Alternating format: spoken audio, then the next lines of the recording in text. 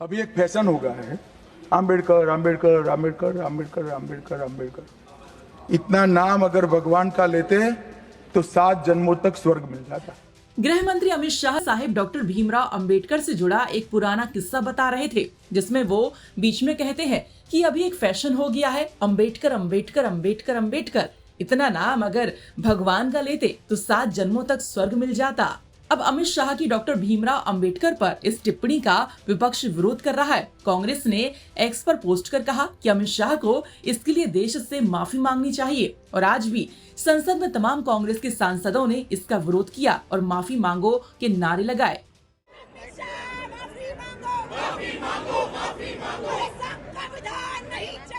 वहीं नगीना से लोकसभा के सांसद चंद्रशेखर आजाद ने भी अमित शाह की इस टिप्पणी का विरोध किया और इसे डॉक्टर भीमराव अंबेडकर का अपमान बताया।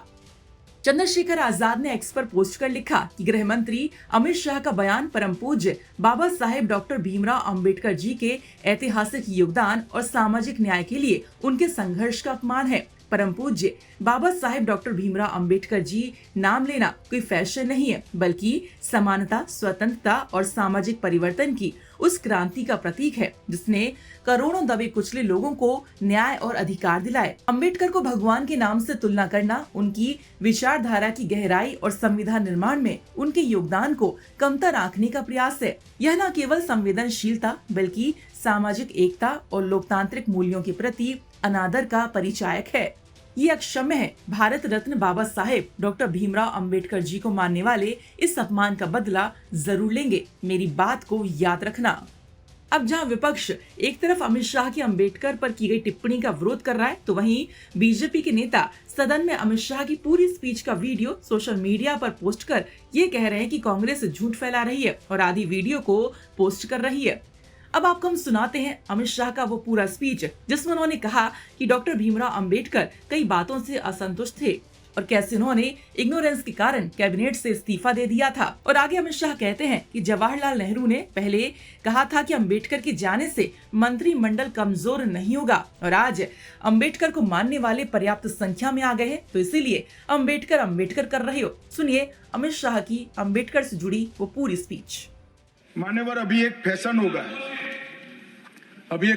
गया है, आम्बेडकर आम्बेडकर आम्बेडकर आम्बेडकर आम्बेडकर आम्बेडकर। इतना नाम अगर भगवान का लेते तो 7 जन्मों तक स्वर्ग मिल जाता। अच्छी बात है ना? सुनिए तो, सुनिए ना, आप सुनिए ना, मैं बताता हूं। हमें तो आनंद है कि आम्बेडकर का नाम लेते हैं।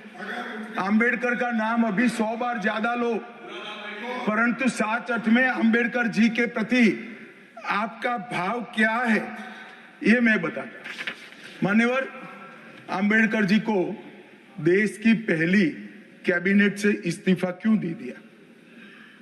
अंबेडकर जी ने कई बार कहा कि अनुसूचित जातियों और जनजातियों से हुए व्यवहार से मैं असंतुष्ट हूं, सरकार की विदेश नीति से मैं असहमत हूं और आर्टिकल 370 से मैं असहमत हूं। इसलिए वो छोड़ना चाहते थे, उनको आश्वासन दिया गया, आश्वासन पूरा नहीं हुआ, उन्होंने इग्नोरेंस के चलते इस्तीफा दे दिया। और एक श्री BC रॉय ने पत्र लिखा कि अंबेडकर और राजा जी जैसे 2 महानुभाव मंत्रिमंडल छोड़ेंगे तो क्या होगा।